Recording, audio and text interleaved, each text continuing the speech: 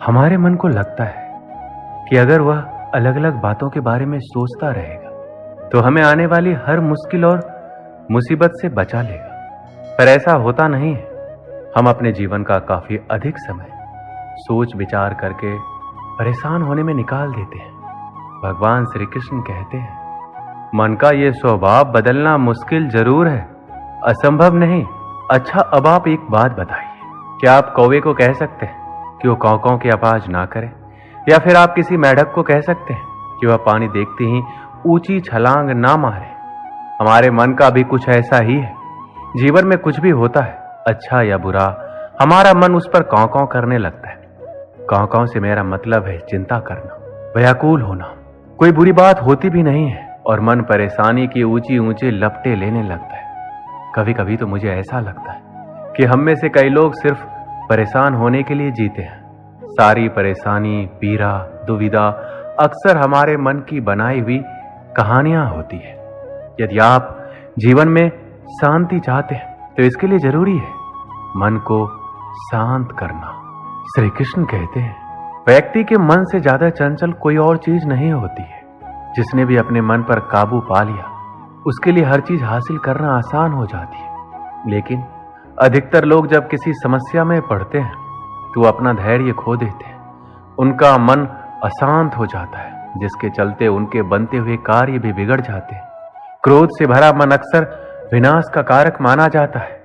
इसलिए कोशिश करें कि चाहे कितनी भी कठिन परिस्थिति में आप क्यों ना हो, लेकिन अपने मन में धैर्य और शांति बनाए रखें। अधिकतर इंसान गुस्से में कोई ऐसा निर्णय ले लेता है जिसका पछतावा उसे तब होता है जब उसका मन शांत हो जाता है, लेकिन तब तक परिस्थिति बिगड़ जाती है। इसके बाद आप चाहे कितना ही उसको सुधारने की कोशिश क्यों ना करें, उसमें सुधार नहीं किया जा सकता। इसलिए पछतावा से बेहतर है कि आप अपने मन को शांत रखें। श्री कृष्ण कहते हैं, भले ही बाहर कितना ही शोर क्यों ना हो, लेकिन अपने अंदर शांति रखें। शांति की शुरुआत मुस्कान से होती है। शांति भीतर से आती है, इसे बाहर मत खोजो। आपके पास भले ही अपार धन है, लेकिन यदि मन की शांति नहीं है तो सब व्यर्थ है, क्योंकि मन की शांति से बड़ा कोई धन नहीं। चाहे मन की शांति हो या चिंताओं से मन अशांत हो, लेकिन आपने अब तक जो भी हासिल किया वो अमूल्य है। मन की शांति को समझना है तो शोर नहीं, गौर करें। शांति से विश्वास बढ़ता है और अशांति से अविश्वास।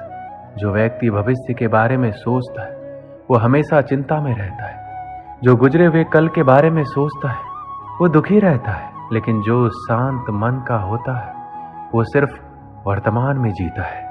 हमेशा अपने दिल की सुनिए, आप एक अलग से सुकून पाएंगे। जीवन की उलझनें हमारे मन को परेशान करती रहती है। हम कितना भी बचे पर बाहर का शोर शायद कम ना हो, लेकिन थोड़े से प्रयास से मन की शांति पाना संभव हो जाता है। ये तब संभव होता है जब आपके सामने कोई भी कठिनाइयां हो, उसका सामना करने के लिए जब आप हमेशा तैयार रहते हैं। जिसे नियंत्रित नहीं किया जा सकता उसे स्वीकार करने से मन की शांति मिलती है। खुद की गलती स्वीकारना और दूसरों को क्षमा करना मन की शांति प्रदान करता है। जब भी मन अशांत हो, सोचे अभी जो हो रहा है वह हमेशा के लिए नहीं रहेगा। अगर आप कुछ अच्छा कर सकते हैं तो अपने आप में बदलाव लाएं। यदि नहीं बदल सकते तो इसे स्वीकार करने की आदत डालें। हो सकता है इसमें समय लगे, लेकिन जैसे जैसे ये अधिक स्वाभाविक होता जाएगा आप अपने आप को अधिक शांति का अनुभव करने लगेंगे।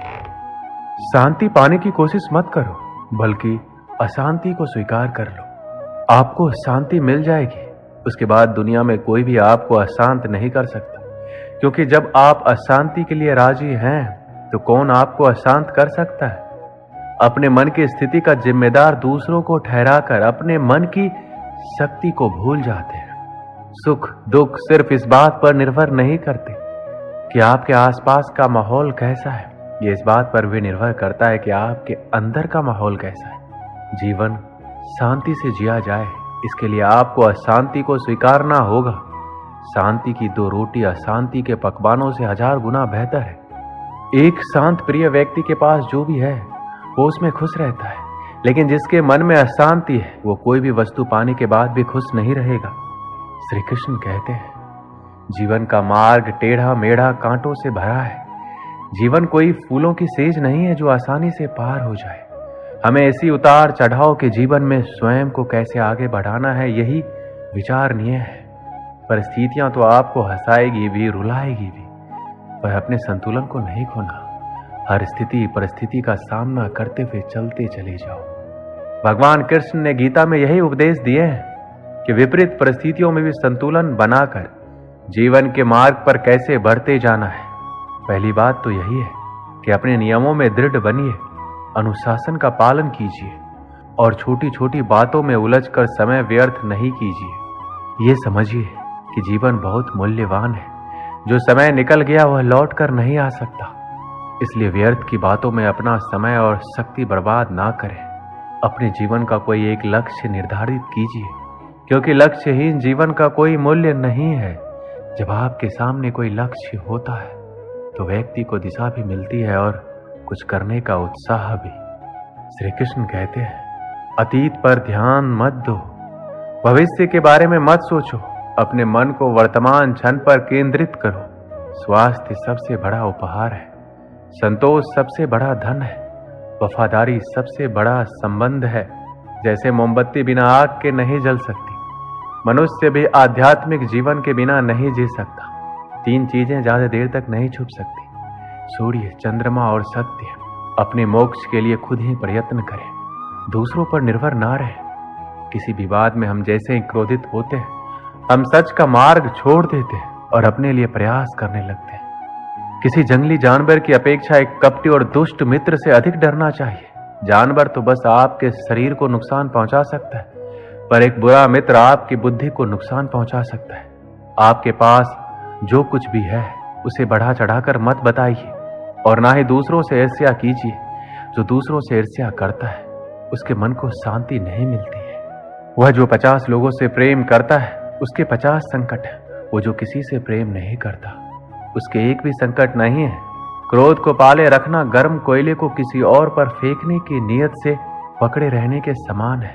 इसमें आप ही जलते हैं। एक बार एक लड़का एक महात्मा के पास जाकर कहता है, मेरे जीवन में बहुत अशांति है, कृपया करके आप मेरा मार्गदर्शन कीजिए जिससे कि मैं इस अशांति से छुटकारा पा सकूं। महात्मा लड़के से जीवन के अशांति का कारण पूछते हैं। लड़का उत्तर देता है, अत्यधिक विचारों के कारण मेरे भीतर बहुत सारे विचार आते हैं जिससे मेरा मन अशांत रहता है। महात्मा मुस्कुराते हुए कहते हैं, ऊपर आकाश की ओर देखो और बताओ कि तुम्हें सूर्य दिख रहा है। लड़का ऊपर देखता है और कहता है, धूप दिख रहा है। महात्मा उससे पूछते हैं कि अगर तुम लगातार धूप में खड़े रहोगे तब क्या होगा? वह कहता है, मुझे अत्यधिक गर्मी लगेगी और शरीर में बेचैनी होगी। महात्मा लड़के से कहता है, अगर धूप में खड़े रहने से तुम्हें गर्मी लगती है तो इसमें दोष किसका है, सूर्य के ताप का या तुम्हारा? लड़का कुछ सोचने के बाद कहता है, इसका जवाब आप ही बताइए। महात्मा कहते हैं, सूर्य का काम है ताप देना और ताप का काम है गर्मी लगना। ऐसे में तो दोष तुम्हारा ही है। तुम धूप में जाकर खड़े हो जिससे कि तुम्हें गर्मी लगी। तुम्हें अगर शीतलता चाहिए तो तुम्हें छांव में रहना होगा।